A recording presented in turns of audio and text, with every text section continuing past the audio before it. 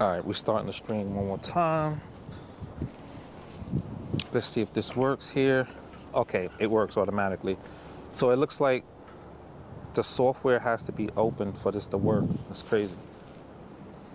All right. Yeah, it's all good now. All right, so I'm live here, y'all. What's good, what's good, what's good? So I'm using Wi-Fi to go live from a camcorder that I have, which is something I'm going to be using to do a lot of videos when I talk about politics and all that good stuff, interviewing people when I'm on the go. All right, so the camcorder allows me to set up shot real fast.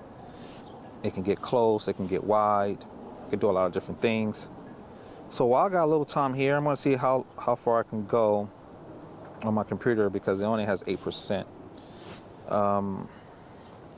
Yeah, like I said in the last stream I wanted to start talking, mainly for myself, talking about what I'm learning about the world, particularly in the political realm of things. But at the same time, I do want to get into history and religion and all that. Pretty much the forbidden topics, things that they say don't talk about, What can I say? So, man, while I'm talking to y'all, I just realized that there's another way I can possibly do this. I might be able to go live via Restream. I'm gonna see if I can do that. Do I always need to have a browser open? I don't know. But anyway, so while I'm here, let me just talk a little bit about what I got going on. So I think I showed y'all this book last time when I was talking to y'all. I think I had 2 books. All right, so this is Obama and the Middle East by a scholar, researcher on international affairs, Fawaz A. Jurges, and he focuses on the Middle East. This book is really dope. I'm writing a review for this book to put on my All About Barack Obama page. And if you don't know, my dissertation was about Obama, and it was about his racial identity and his intellectual development and how those things work together. And I talk about that. But since then, I still do work on President Obama's presidency, and I think it's fascinating. There's so much to learn from, and from multiple perspectives. One perspective, obviously, is Black history, racial identity, Black politics, and Black culture, and all of those things, right? And then American history at large, and American politics, of course, and intellectual history, Black intellectual history and American intellectual history, the ideas that influence our thinking and shape our values, the ideas that we use to interpret the world, what we interpret to be something as good, as beautiful, and as truth, what is just, all those kinds of things. So, yeah, studying the impact of President Barack Obama on history, on culture, is like taking a multivitamin, an intellectual multivitamin. Right now, looking at some of the things that occurred during his presidency with a magnifying glass, looking closer at what's going on. And so I'm going to do this review of Obama and the Middle East, the end of America's moment. So that book I find very insightful. This is a book that I really recommend a lot of people read. even if you're not into Obama, I think the book gives a very insightful and overview of America's foreign policy in the Middle East, mainly from Truman up to President Obama. And that overview will give much insight, much needed insight for all of us into the relationship, not just between America and the Middle East at large, but America and Israel, and also insight into the relationship between Israel and the Palestinians. Presently, we're experiencing a tragedy in Gaza, and people around the world are in shock, in awe, and they're pushing for a ceasefire, especially here in the United States. There have been a lot of protests, ongoing protests still at universities, in the streets, online. Okay, and so this is an important issue, and I find learning about this important issue extremely important, especially since this year is a presidential election year, 2024. This book, not just this book, but this book has helped influence my vote, and I feel that this book can help many others, regardless of your political identity, if you have one at all, regardless if you're on the left and right or in the middle somewhere. And this book is not going to force people to come to the same conclusion, but I think their conclusions of the matter would be somewhat more informed. And that's tricky too. There's always caveats, because where you are now, based like what your outlook is right now, will influence how you read facts and interpret data. So it's just crazy. What I will try to do is present details and facts and context that will support an enlightened, compassionate, and objective view of the issues in the Middle East, particularly in, when I'm talking about this book here. There's so much to talk about and to learn, but there's so little time. Even if you want to learn, it's just tough. But imagine people who don't even care, so it's even worse. And we're in a situation where, we don't really care, but there's enough comfort and enough distance from issues that we can live our lives without really caring about learning the context of situations. And that's one of the biggest problems that we face. It's not just that the information is out of reach. Information is here. So we have to have the will and desire to want the information. That's one issue. Another issue is based on how you grew up. Based on what you already read, our minds are filters, and we will filter things. One can even say, I'm filtered. Yo, we got somebody here, we got DG Films in the house. Yo, what's good? Let me see what DG Films just says. Always good to see you, bro. I want to holler. Let me trying to get this comment so I can see the whole comment. Let's see. I want to pin this comment.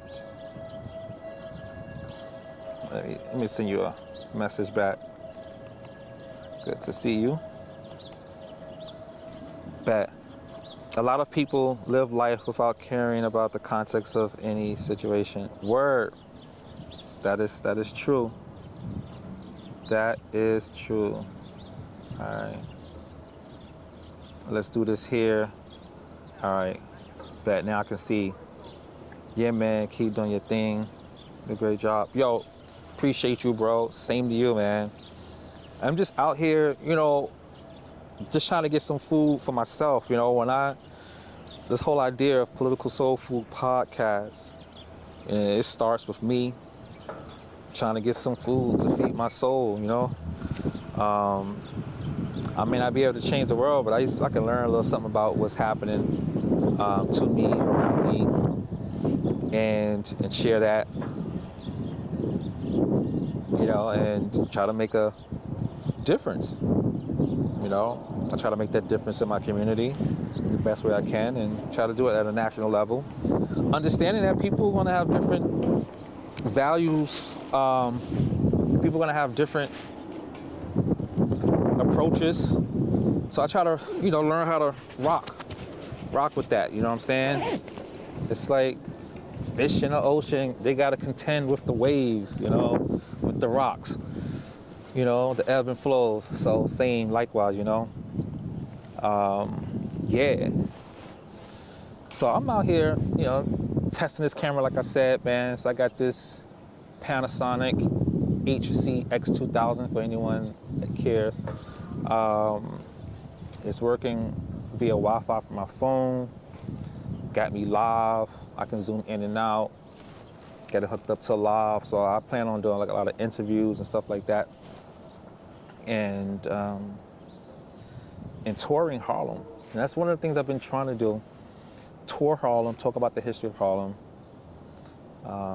So I got this camera for that and to do what I'm doing now. Yeah. So I appreciate that. Yeah, man. I just gotta make sure it can work without me needing to open up a browser. So I think before I'm gonna try to accomplish what I came here to do, I'm talking about this book that I mentioned before, Obama in the Middle East, The End of America's Moment. And again, I'm talking about it because I'm writing a review. I finished reading it, a lot of stuff, man, there's a lot of stuff in here. So I'm like, you know what, to process a lot of the information and the ideas that I want to share on this review, I said, let me just talk about it, right? It's content, it's information that can be beneficial. I feel that deeply. So I figured let me talk about it, because that's going to help me understand what I think I understand. And then think about what's important. Also, just like I said before, man, I think this book is so informational. Like, it just got mad juice, at least for me. That's how I work. So let me get my notes together. I had notes, but I left the book unattended and my papers fly all over out here, so I got to put them in order. But right now, I can definitely start freestyling off the dome. Like I said, the book's main objective is to explain America's relationship with the Middle East. And it does that in 3 ways. The first way is it unpacks or outlines the beginning of the United States relationship with the Middle East to the present. And in doing so, it talks about the kinds of approaches that the United States have taken. And that leads us to the second task this book accomplishes. it discusses how each president pretty much worked with or against the Middle East. What was the viewpoint that presidents had towards the Middle East? And that starts from like Truman for the most part, all the way up to Obama. And I guess to the third task, really to highlight what Obama did as president. You know, what was his foreign policy? And he compares and contrasts Obama's actions with previous presidents. So at the end of the day, it gives us a picture of America's foreign policy in the Middle East, right? Even though it's titled Obama and the Middle East, the end of America's moment. So let me dig deeper into each of those sections. Georges gives a lot of info on the pre-United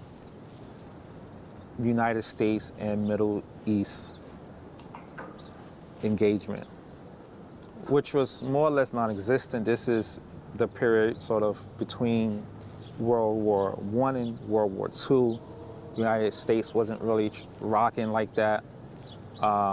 It was more of an isolationist kind of country, although it had its imperialist moments. And when we think about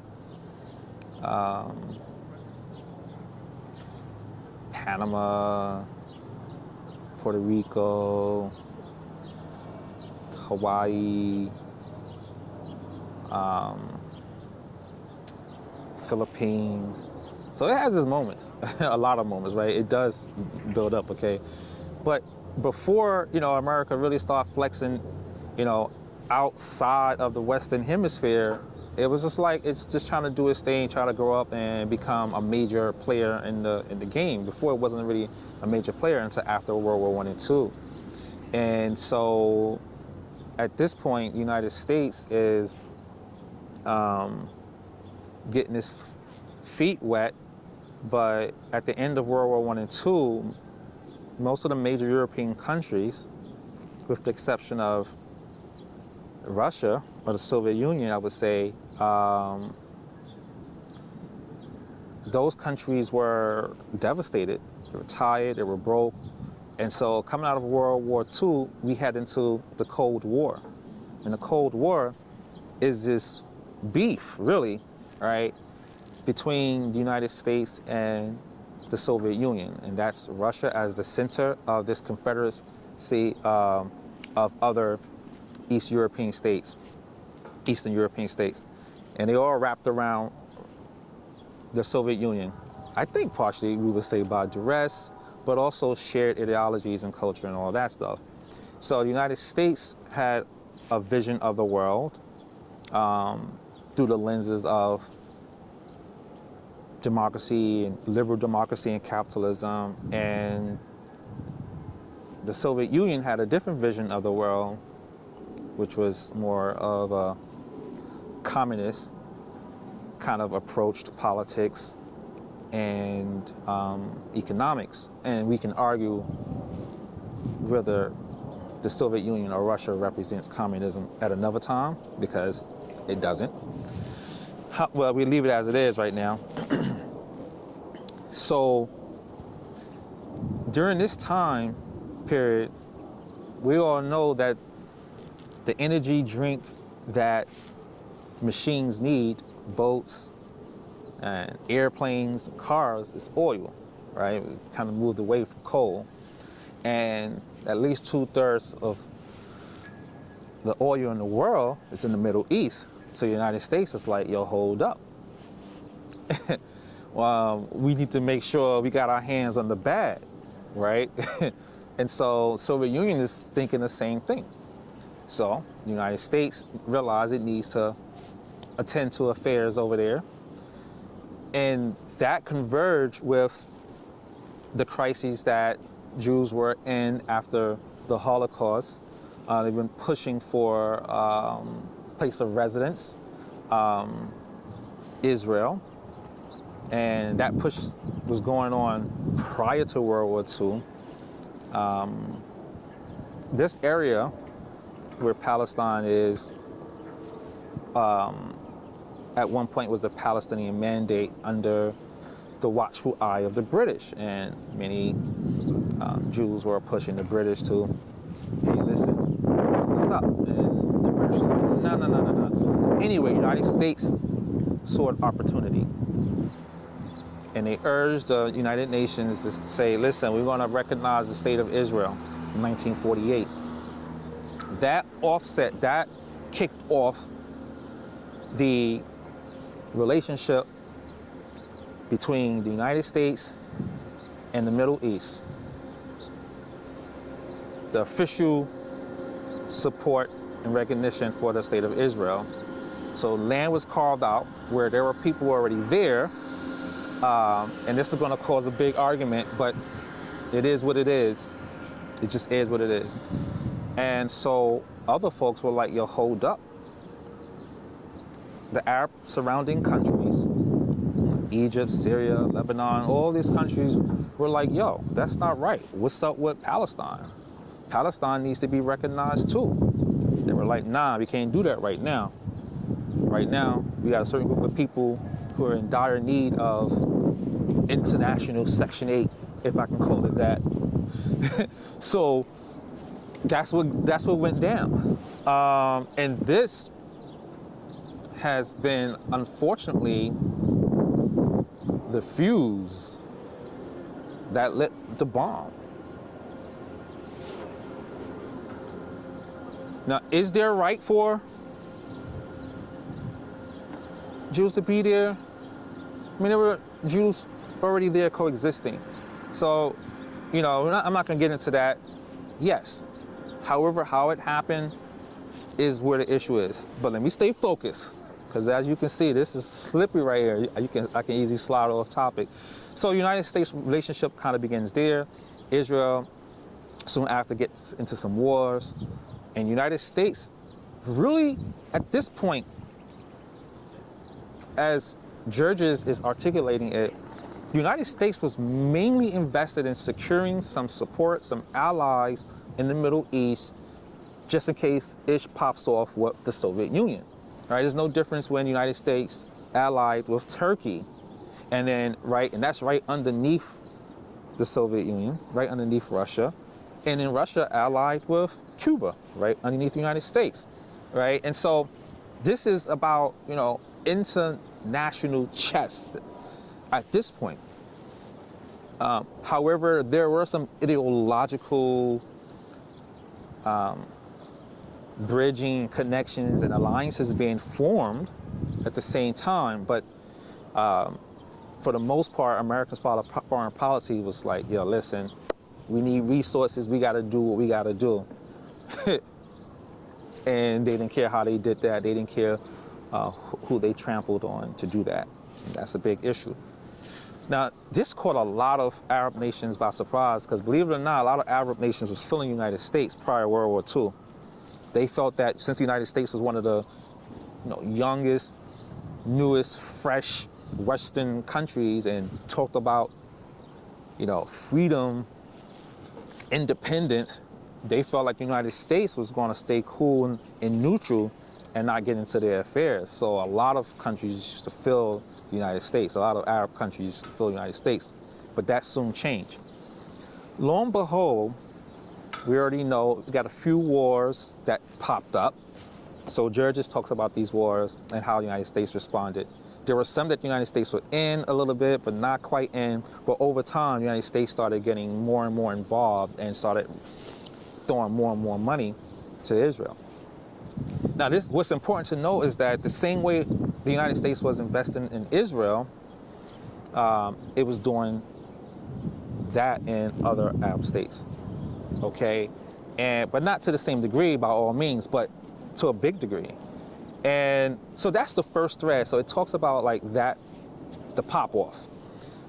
Just briefly, just to show you some of the United States interference in the Middle East on behalf of oil, is think about how the United States would support certain leaders in different countries, such as Iran, right? And so the United States sponsored overthrowing, Iran's leadership, which led into a revolution. And because Iran and the United States, they were cozy buddy buddies, because the oil company, the oil there was pretty much ran by Western and European companies.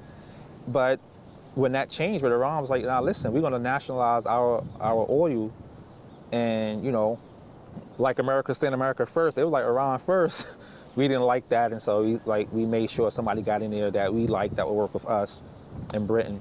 So that happened, and we did that in different places, on and on and on. I mean, and I'm going to get past that. Like, just think Saudi Arabia, right? For all that we say about, when I say we, United States, mainly the white racist cousins.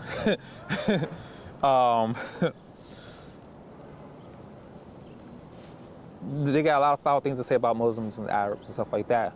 But one of our biggest allies there, just as much as Israel is, Saudi Arabia. One of the most strictest Arab states, right? So he talks about how all this began, right? So that's dope. So we get a good idea on what motivated America to be involved in the Middle East and to what degree, and we get to see how much interference America has caused. So like a lot of young folks now, people hearing, Iran, some Iranians saying, death to America, like a lot of them in their history, they're quite clear. They remember like, the United States used to rock with us, and then they came and like messed up for us. They interfered in our elections. They actually supported, aided and abetted an overthrow of government. Like, nah, they remember that. And this was with several countries. And so, and I'll write about that in the review. And my boy DG Films is dropping some. Yeah, so then now we talk a little bit about like the nuances between different presidents. So one thing we do see is that there is a continuity in how foreign policy is over time, regardless of the president. But each president is not, all the presidents haven't really been, they didn't share the same mindset or attitude, but one of the biggest issues that Georgia pulls out is domestic affairs, domestic policy. See, we're talking about a time when the majority of people who are voting were, pro-capitalist, imperialist America without any qualification. And so a lot of laws and stuff were pushed. A lot of presidents didn't want to make certain decisions. They ended up doing it because the president before digs a hole deeper and deeper and deeper for the next one to try to pull out. And so now it's such a thing, as my boy here says, U.S. loves Israel. A lot of Americans love Israel to the point of not being critical in the way that it supports Israel at the expense of other people. We all make mistakes. Just think of it that way, all right? We're not even gonna call nobody evil. We're just saying people making mistakes. You get a little heavy-handed. So it's hard to pull it back out. So I find how he analyzes various presidents and their potential to make things right or to shift changes from president to president. So 3 of the main views or the main tenets that presidents pull from in terms of like the ideology or foreign policy. One is the interventionist. The interventionist approach is, all right, we come in, we try to make sure state is down with us, and then we get them to push for democracy, and then we chill. Another one is Israel first. We don't care what's going down. If it's good for Israel, then doesn't matter. So there are factions within the American government. And some are on some, Israel first at all costs. And this is where the ideological issues come in. Then on the other hand, we got the regionalists. The regionalists are like, listen, we need to, wait a minute, step back and let these countries square off, let them square up and resolve things on their own, especially when it comes to domestic affairs. All right, not necessarily like letting one bomb another incessantly, which is what we're doing right now. But yeah, but the regionalists are like saying, listen, we need to be a little bit more neutral and step back and stop intervening and be a little fair. If Israel is a state, then we should guarantee that Palestine can become a state. So that was, those are the three sort of overarching approaches to foreign policy in the Middle East. And these are what the presidents choose from. And finally, the last part, of the goal of the book is to talk about how Obama fared. And so he kept it real on Obama, right? And so he saw some continuity between Obama and Bush and other presidents. But he did make it clear that the continuity we see from Obama has largely to do with the domestic support he didn't receive, or the domestic pushback. Obama came in telling Netanyahu that he needed to slow down with the settlements and that he needs to push for a two-state solution. And he came in saying this early, like very early in his term. But he lost the House. In 2010, he lost the House. And Netanyahu knew that at that point, either America said, screw you, Obama, we are not trying to help Palestine at this point in that way, or people weren't aware that Obama did that. Judges also feel that he expressed, if I remember correctly, that Obama may be the last president who really that could have been the last opportunity that Palestine had to get somebody kind of fair. Because right after Obama, Trump forced the U.S. embassy into Jerusalem, which should have been like a neutral ground because that's a holy city for Muslims, Jews, and Christians and all that stuff. And it's just saying we don't even care about any possibilities of negotiation. But so while to some degree, and another thing I should throw this, Obama was even trying to mess around in the Middle East. Obama was trying to shift America's foreign policy elsewhere, in the Pacific or Southeast Asia somewhere. He wasn't even trying to go, but he couldn't ignore the wars. People was I'm gonna call you weak or dumb or making America vulnerable to things. So he had to deal with that. But what I found in his book, even though he was critical, and then he didn't even present these things in a way to excuse Obama. He kept it real.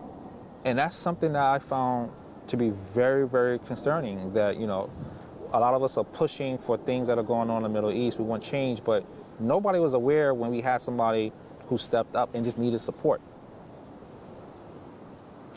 Our vote did not say we wanted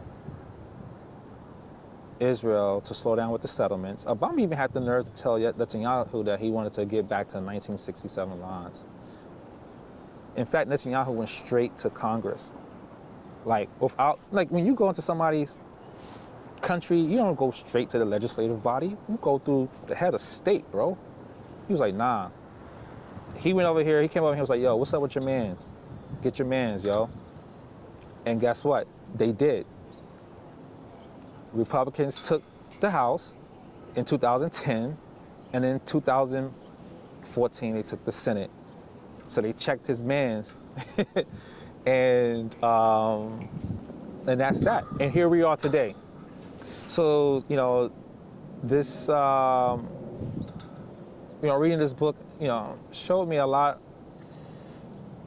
about the influence of domestic politics, and it's one of the reasons why I vote. Right? There are a lot of issues that I have with the party I vote for, but I also understand what's at stake. domestically, you know, Trump got in and we lost the Supreme Court. And now we're beginning to feel it, you know. So anyway, so I'm going to write a review on this book, on like what this book is about in terms of the America's relationship with the Middle East, and how Obama, what he did in the Middle East, and all that good stuff. And maybe you might want to maybe you might want to read the book, or if you have any questions about the book for me, I don't mind doing research. I'll dig up stuff. If you got any questions about anything, let me know, because I like researching and digging things up and discussions. If you want to have discussions. Oh man. All right, so now I got to end this because my papers just flew again. All right.